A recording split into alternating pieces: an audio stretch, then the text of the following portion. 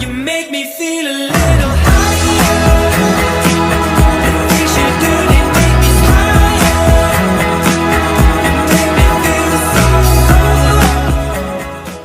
Wabarakatuh. Perkenalkan, saya Yuni Devi Irawati dari program studi akuntansi kelas 1A dengan NPM 203209111. Berikut akan saya tampilkan sebuah video presentasi mata kuliah Pendidikan Agama Islam. Semoga bermanfaat untuk kita semua. Mari kita tonton. Assalamualaikum warahmatullahi wabarakatuh. Waalaikumsalam. Saya di sini akan mempresentasikan mata kuliah Pendidikan Agama Islam dari mulai bab 1 sampai dengan bab 4. Langsung saja saya mulai presentasinya. Saya akan memulai dengan bab 1 yang berjudul Manusia dan Agama. Pembahasan yang pertama yaitu mengenai kejadian manusia dan alam semesta. Ada beberapa pandangan mengenai kejadian manusia dan juga alam semesta. Ada pandangan ilmuwan yang di sini ada teori Big Bang, di mana dalam teori Big Bang ini alam semesta ini tercipta karena adanya sebuah ledakan besar. Teori ini juga sejalan dengan firman Allah dalam Quran surat Al-Anbiya ayat 30.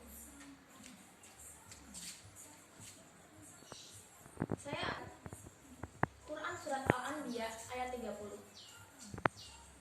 Bismillahirrahmanirrahim.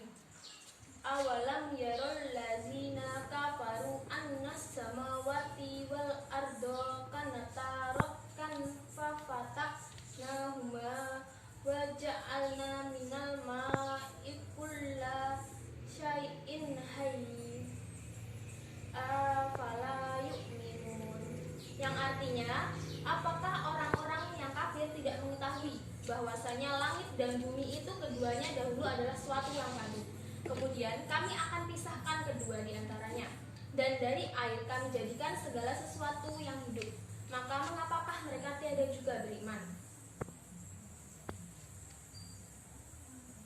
Dan teori yang kedua ini mengenai penciptaan manusia, yaitu ada teori Darwin, di mana dalam teori tersebut manusia itu dikatakan berasal dari kera yang berevolusi.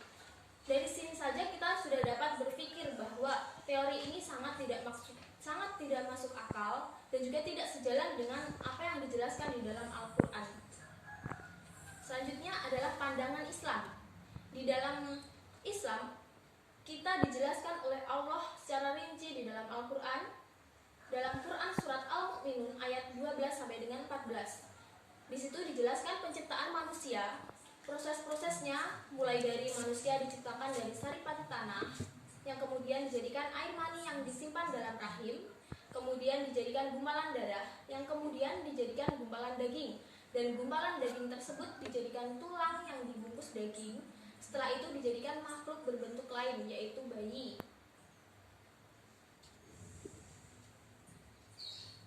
Selanjutnya adalah hakikat manusia. Di sini juga ada beberapa pandangan. Ada pandangan ilmuwan dan juga pandangan Islam. Pandangan ilmuwan ada 3. Yang pertama ada pandangan psikoanalitik, bahwa secara hakiki kepribadian manusia terdiri dari 3 komponen, yaitu ID, ego, dan juga superego. Yang kedua ada pandangan humanistik. Pandangan ini memahami secara hakiki bahwa keberadaan manusia oleh manusia dan dari manusia berdasarkan rasio pemikiran manusia. Yang ketiga ada pandangan behavioristik. Pandangan ini menjelaskan bahwa tingkah laku manusia ditentukan oleh pengaruh lingkungan yang dialami oleh individu yang bersangkutan. Sedangkan dalam pandangan Islam, hakikat manusia ada 4. Yang pertama, bahwa manusia dipandang derajatnya paling tinggi karena memiliki akal dan nafsu. Yang kedua adalah manusia diciptakan untuk menjadi khalifah atau pemimpin di bumi. Yang ketiga, manusia dilahirkan dengan membawa fitrah. Yang keempat, dalam Islam, manusia juga diajari beribadah menurut syariat-syariat yang benar dalam Al-Quran dan Al-Hadis. Karena sebelumnya yang telah saya jelaskan, ada banyak sekali pandangan, tidak hanya satu, maka kita perlu mengetahui kebenaran. Jadi pandangan manakah yang benar? Itu perlu untuk kita ketahui. Allah mengaruniai kita akal kepada kita itu agar kita dapat berpikir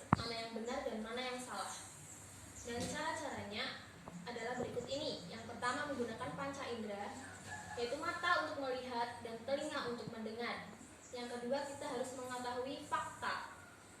Kita harus tahu apa yang kita lihat dan kita dengar itu apakah itu fakta atau bukan. Yang ketiga, kita harus memikirkan menggunakan otak kita apakah itu benar-benar fakta atau bukan. Namun kita tidak hanya berpikir saja, kita harus mengetahui suatu pengetahuan sebelumnya. Jadi kalau kita memiliki ilmu terkait, jadi kita dapat menggunakan ilmu tersebut sebagai acuan. Tentu saja ini tidak lepas dari adanya dalil akli dan juga dalil nakli. Dalil akli yaitu dalil yang berasal dari akal pikiran manusia. Sedangkan dalil nakli yaitu dalil yang berasal dari Allah, yaitu dalam Al-Quran dan juga Al-Hadis. Selanjutnya akan saya jelaskan agama dan juga ruang lingkupnya. Agama itu berarti undang-undang atau peraturan yang mengikat manusia dalam hubungannya dengan Tuhan, dengan sesama manusia, dan juga hubungan manusia dengan alam yang sekitar, dan juga dengan makhluk lain. Jenis-jenis agama dibedakan menjadi dua. Yang pertama ditinjau dari sumbernya, ada agama wahyu dan juga agama bukan wahyu. Yang kedua ditinjau dari segi penyebarannya, ada agama misionari dan juga agama bukan misionari. Selanjutnya, apakah hubungan manusia dengan agama itu? Bahwa manusia lahir itu membawa fitrah atau naluri untuk beragama dan beriman kepada Allah. Namun, jika fitrah itu tidak dijalankan dengan benar, maka akan banyak sekali penyimpangan. Seperti yang terjadi saat ini, bahwa kenyataannya banyak sekali agama yang beredar di masyarakat, tidak hanya Islam. Sikap konsisten seseorang terhadap agama itu terletak pada pengakuan hati nuraninya. Jadi, bagaimana orang itu menghayati agamanya, bagaimana mengamalkan agamanya, bagaimana melaksanakan kewajiban di agamanya. Tentu saja hal itu bukan hal yang mudah, namun hal itu sangat penting dalam umat beragama. Baik, sekian untuk bab 1. Adakah yang ingin ditanyakan Bapak Ibu? Dari penjelasan bab 1 ini ada satu pertanyaan. Dari ketiga pandangan ilmuwan mengenai hakikat manusia, adakah di antaranya yang sejalan atau serupa dengan yang diajarkan agama Islam? Baik, jadi yang sejalan atau serupa dengan ajaran Islam ada dua. Yang humanistik, yaitu memahami keberadaan manusia oleh manusia dan dari manusia. Kalau dalam Islam itu memahami dari mana kita, yaitu kita diciptakan oleh Allah. Untuk apa kita? Kita hidup itu untuk beribadah kepada Allah. Dan kemana kita? Kita telah mengenal adanya hari akhir. Jadi nanti kita akan dibangkitkan kembali, dan juga kita mengenal adanya surga dan neraka. Yang kedua, pandangan behavioristik. Pandangan ini juga ada dalam Islam, itu ada dalam ilmu qadim. Bab yang kedua berjudul Din al-Islam. Apa itu Din al-Islam? Din al-Islam adalah sebuah tatanan hidup yang meliputi berbagai aspek kehidupan, baik untuk aktivitas lahir maupun aktivitas batin. Untuk ruang lingkupnya, Din al-Islam dibagi menjadi 3. Yang pertama ada hablum minallah atau hubungan manusia dengan Allah.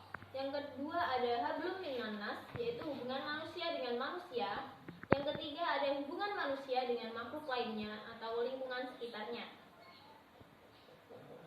Yang akan saya bahas pertama adalah hablum minallah atau hubungan manusia dengan Allah. Hubungan manusia dengan Allah Subhanahu wa Ta'ala ini disebut juga dengan hubungan antara makhluk dan juga khalik.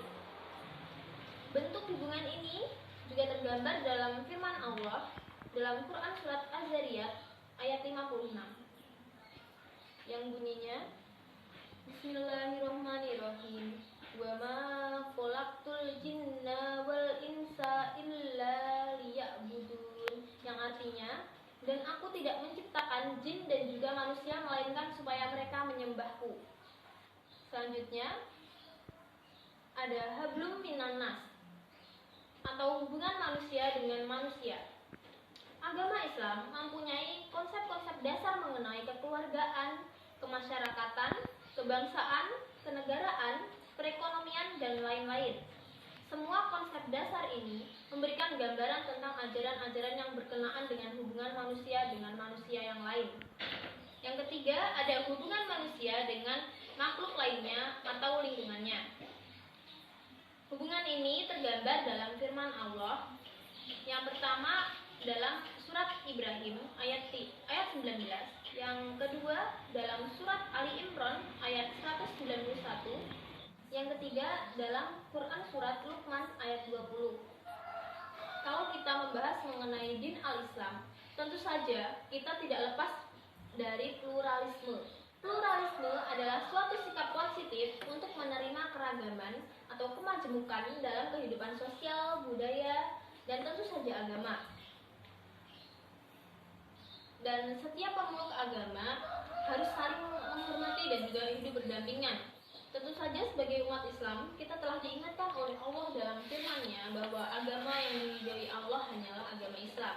Namun bukan berarti karena kita tahu agama yang diridhoi Allah hanyalah Islam, tapi kita berhak untuk memaksakan kehendak orang lain.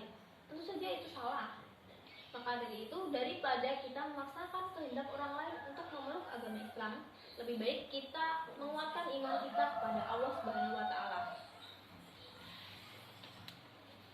Ada 4 cara untuk menguatkan keimanan kepada Allah Subhanahu wa taala. Yang pertama, kita harus mengenal dulu siapa sang pencipta kita, yaitu Allah Subhanahu wa taala. Kita harus memahami sifatnya dan mempercayainya 100%, yakin, tidak ada keraguan. Yang pertama, sifat Allah adalah bersifat azali dan wajibul wujud, yang berarti tidak berawal atau berakhir dan wujudnya wajib. Sifat yang kedua itu dituangkan dalam Quran surat Al-Ikhlas ayat 1 dan 4. Cara yang kedua yaitu dengan cara mentakdiskan sang pencipta dengan cara beribadah sesuai dengan ketentuan Allah menurut Al-Quran dan juga Al-Hadis. Langkah ketiga, kita mengikuti aturan Allah dalam berhubungan atau berinteraksi dengan sesama manusia, dengan lingkungan kita dan juga dengan makhluk lain, agar tidak terjadi kekeliruan ataupun perselisihan. Dan langkah yang terakhir, iman itu harus muncul dengan ikhlas dan dibarengi dengan peranan akal agar tidak terjadi kekufuran dan kesesatan. Baik, ini akhir untuk presentasi bab 2. Adakah yang ingin ditanyakan mengenai din al-Islam? Itu bagaimana pendapat Anda mengenai suatu orang atau kelompok yang melakukan penyerangan dengan mengatasnamakan Islam? Baik, menurut saya itu tentu saja sangat salah ya. Memang benar agama yang diridhoi Allah hanyalah agama Islam. Namun bukan berarti kita harus memaksakan kehendak orang lain, apalagi dengan cara melalui penyerangan seperti itu. Apalagi dengan mengatasnamakan agama Islam, mengatasnamakan berjuang untuk Islam, itu salah. Lebih baik kita menghindari kelompok-kelompok yang seperti itu. Bab 3 berjudul Sumber Ajaran Islam. Sumber ajaran Islam ada 3. Yang pertama adalah Al-Quran, yang kedua adalah Al-Hadis, yang ketiga adalah ijtihad. Yang pertama adalah Al-Quran. Al-Quran itu disebut sebagai bacaan mulia dan juga merupakan penutup kitab suci dari agama Samawi. Untuk kodifikasinya, Al-Quran dibagi menjadi 3 tahap. Tahap yang pertama yaitu pada masa Nabi Muhammad SAW, Al-Quran dihafalkan karena pada masa itu penghafal Al-Quran masih banyak. Tahap yang kedua pada masa Abu Bakar As-Siddiq pada tahun 12 Hijriah, Al-Quran mulai dikumpulkan oleh Abu Bakar As-Siddiq. Beliau memerintahkan Zaid bin Sabit untuk mengumpulkan Al-Quran menjadi satu agar tidak hilang. Untuk tahap ketiga yaitu pada zaman Utsman bin Affan. Pada masa itu muncul permasalahan, yaitu muncul berbagai mushaf-mushaf yang berbeda di antara para sahabat. Maka dari itu, karena khawatir akan terjadi fitnah, maka Utsman memerintahkan untuk mengumpulkan semua mushaf-mushaf dari Alkitab menjadi satu agar tidak ada perbedaan dialog bacaannya. Selanjutnya ada kandungan dalam Al-Quran. Kandungan dalam Al-Quran itu ada 5. Yang pertama ada akidah, yang kedua ada ibadah, yang ketiga ada hukum-hukum, yang keempat ada peringatan atau tafsir, yang Yang kelima ada sejarah atau kisah-kisah. Untuk fungsi dan peranannya, Al-Quran itu sangat banyak. Yang pertama sebagai petunjuk atau pedoman bagi umat. Yang kedua sebagai rahmat dari Allah bagi manusia. Yang ketiga sebagai sumber pokok ajaran Islam. Yang keempat sebagai mukjizat Nabi Muhammad SAW. Yang kelima sebagai penyembuh penyakit hati. Yang terakhir sebagai pembenar dan juga penyempurna kitab-kitab sebelumnya, yaitu Taurat, Zabur, dan Injil. Keistimewaan Al-Quran ada 4. Yang pertama, Al-Quran itu terpelihara dari tahrif dan juga tabdil. Yang kedua, Al-Quran itu terjaga dari pertentangan dan kontradiksi. Yang ketiga, Al-Quran itu mudah dihafal. Dan yang terakhir, Al-Quran itu merupakan mukjizat dan tidak ada seorang pun yang mampu mendatangkan yang serupa Al-Quran. Untuk membuktikan keotentikan Al-Quran atau keunikan Al-Quran itu bisa kita lihat dari keunikan redaksinya, dari isinya yang merangkum banyak sekali hal-hal mengenai dunia, mengenai masa lampau, mengenai hal gaib. Dan yang selanjutnya dari segi bahasanya juga, Al-Quran itu menggunakan bahasa Arab Quraisy yang mengandung sastra Arab yang sangat tinggi. Sumber ajaran Islam yang kedua adalah Al-Hadis. Al-Hadis ini disebut juga sebagai As-Sunnah, yang artinya adalah setiap tulisan yang berasal dari ucapan, perbuatan, dan tingkah laku Nabi Muhammad SAW yang kemudian oleh orang Islam dijadikan sebagai panduan dalam menjalankan segala aktivitas baik untuk urusan dunia maupun akhirat. Hadis ini juga disebut sebagai pembuat hukum baru oleh orang Islam. Selanjutnya ada macam dan tingkatan hadis. Dibagi menjadi 3. Yang pertama berdasarkan tingkat keutuhan rantai sanadnya. Ada hadis mursal, hadis munqati, ada hadis mutlal, ada hadis mu'allaq, hadis mudalas, dan juga hadis musnad. Kemudian berdasarkan jumlah penuturnya dibagi menjadi 2, hadis mutawatir dan juga hadis ahad. Yang ketiga berdasarkan tingkat keasliannya, ada hadis sahih, hadis hasan, hadis daif, dan juga ma'udhu. Untuk kedudukannya hadis itu ada di bawah Al-Quran. Karena apa? Yang pertama, Al-Quran itu harus diutamakan daripada hadis, karena Al-Quran bersifat qat'i dan hadis bersifat zani. Yang kedua, Al-Hadis itu adalah penjabaran dari Al-Quran, dan jadi tentu saja penjabaran itu posisinya lebih rendah daripada nasnya. Yang ketiga, bahwa ada beberapa hadis yang menjelaskan bahwa jika tidak ditemukan di dalam Al-Quran baru dicari di dalam hadis, kemudian baru ijtihad. Yang keempat, Al-Quran itu sebagai wahyu dari Sang Pencipta, sedangkan hadis kan berasal dari hambanya. Sumber hukum yang kedua adalah ijtihad, di mana ijtihad itu artinya adalah pengerahan daya dan segala kemampuan yang dimiliki dalam suatu aktivitas dari aktivitas yang berat atau sukar. Untuk dasar hukumnya, ijtihad itu dijelaskan dalam firman Allah, Quran surat An-Nisa ayat 59. Ada juga penjelasan mengenai dasar hukum ijtihad dalam firman Allah, Quran surat An-Nisa ayat 105, dan juga dalam hadis riwayat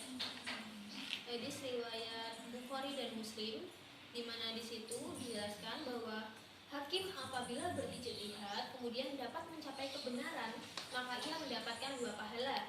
Apabila ia berijtihad namun tidak mencapai kebenaran, akan mendapat 1 pahala. Kemudian saya akan bahas masalah apa saja yang bisa diijtihadkan. Yang pertama, perkara syariah yang tidak ada nasnya sama sekali. Yang kedua adalah perkara syariah yang ada nasnya namun tidak qat'i, urut, maupun petunjuk maknanya tidak pasti. Jadi untuk perkara syariah yang nasnya sudah qat'i atau maknanya sudah jelas, itu tidak perlu diijtihadkan. Karena bila kita nekat melakukan ijtihad terhadap hal itu, maka hasil ijtihadnya itu akan menyelisihi nas. Macam-macam ijtihad ada 6. Yang pertama ada ijma, yang kedua ada qiyas, yang ketiga ada ihtisan, yang keempat ada maslahah mursalah, yang kelima ada urf, yang terakhir ada istishab. Kemudian tingkatan ijtihad ada 4. Yang pertama ijtihad mutlak atau mustakil, yang kedua ada ijtihad muntasib, yang ketiga ada ijtihad mazhab, yang terakhir ada ijtihad di bidang tarjih. Tentu saja tidak semua orang dapat melakukan ijtihad. Makanya ada syarat-syaratnya. Yang pertama, paham Al-Qur'an dan juga sunnah. Yang kedua, paham berbagai masalah yang telah diijmakan oleh para ahli. Kemudian harus mengerti bahasa Arab dan ilmunya dengan sempurna. Selanjutnya harus mengerti tentang nasik dan juga mansuk. Lalu harus mengetahui dan memahami mengenai usul fiqh, dan harus memahami mengenai rahasia-rahasia tasrif, dan juga harus paham secara mendalam tentang seluk-beluk qiyas. Baik, untuk bab 3 sampai di sini adakah yang ingin ditanyakan? Yaitu tadi disebutkan bahwa hadis sebagai pembuat hukum baru. Mengapa demikian? Baik, jadi hadis itu disebut sebagai pembuat hukum baru karena hadis itu kan menjelaskan ayat-ayat di dalam Al-Quran. Karena di dalam Al-Quran itu tidak semua ayatnya dapat dipahami oleh umat Islam. Lanjut ke bab 4 yang berjudul Kerangka Ajaran Agama Islam. Seperti hadis Nabi Muhammad SAW yang diriwayatkan oleh Umar bin Khattab, bahwa hadis ini menceritakan tentang dialog antara malaikat Jibril dan juga Nabi Muhammad, yang dimana Jibril bertanya kepada Nabi tentang konsep akidah, syariah, dan juga akhlak, yang juga dijelaskan dalam firman Allah Quran Surat An-Nisa ayat 136,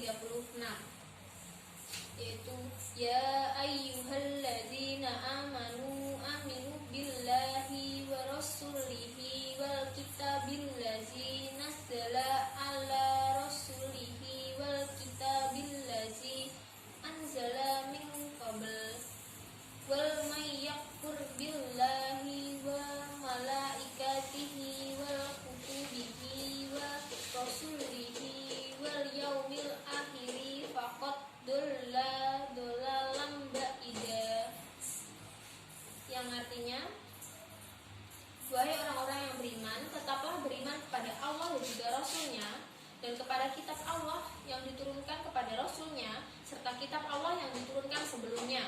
Barang siapa yang kafir kepada Allah, malaikat-malaikatnya, kitab-kitabnya, rasul-rasulnya, dan hari kemudian, maka sesungguhnya orang itu telah sesat sejauh-jauhnya. Dan untuk mencapai tujuan tersebut, penting sekali untuk mempelajari ketiga hal ini untuk akidah, agar dapat menumbuhkan dan membina dasar ketuhanan yang Maha Esa, dan mengetahui mana yang baik dan juga buruk. Untuk syariah, agar kita dapat menghormati sesama ciptaan Allah, melindungi jiwa, akal, keturunan, dan juga harta. Untuk akhlak, agar kita dimudahkan dalam kesuksesan, dimudahkan dalam jalan menuju surga, mendapat keuntungan di hari kiamat, dan sebagainya. Kemudian aliran yang berkembang dalam akidah, syariah, dan akhlak ada 3, yaitu mazhab akidah, yang kedua mazhab syariah, yang ketiga mazhab akhlak. Mazhab di bidang akidah ada 4. Yang pertama adalah Al-Haruriyah atau Al-Khawarij, di mana dinisbatkan oleh Harura di daerah Kufah atau Irak. Dan kelompok ini termasuk batil karena membenarkan semua hal, bahkan kejahatan sekalipun. Yang kedua adalah Al-Murji'ah. Kelompok ini batil karena mereka mengatakan dosa tidaklah berdampak bagi kehidupan manusia. Yang ketiga adalah Al-Mu'tazilah, di mana mereka adalah pengikut Wasil bin Atta dan Amru bin Ubaid. Kelompok ini batil karena menganggap bahwa akal lebih baik daripada tradisi. Yang terakhir ada Ahlus Sunnah wal Jamaah, di mana sekelompok yang benar, karena mereka telah mendapatkan petunjuk dari Allah atas kebenaran. Contoh dari kelompok ini adalah NU dan Muhammadiyah. Kemudian mazhab di bidang syariah ada 4. Yang pertama, mazhab Hanafi didirikan oleh Abu Hanifah dan pemikiran hukumnya bercorak rasional. Mazhab ini banyak digunakan di Pakistan. Yang kedua ada mazhab Maliki didirikan oleh Imam Malik. Mazhab ini sangat konsisten memegang teguh hadis dan juga mengedepankan aspek kemaslahatan dalam menetapkan hukum. Mazhab ini digunakan di Maroko. Yang ketiga ada mazhab Syafi'i yang didirikan oleh Imam Syafi'i. Corak pemikirannya adalah pertemuan antara rasionalis dan tradisionalis. Mazhab inilah yang banyak digunakan di Indonesia. Yang keempat adalah mazhab Hambali yang didirikan oleh Imam Hambali, di mana corak pemikirannya selain berdasarkan pada Al-Quran, Sunnah dan juga ijtihad, beliau menggunakan hadis mursal dan juga qiyas jika terpaksa. Mazhab ini banyak digunakan di Arab Saudi. Yang terakhir adalah mazhab di bidang akhlak atau tasawuf. Yang pertama ada tasawuf falsafi, di mana tokoh-tokohnya mengadunkan antara zauq sufi dengan pandangan logika.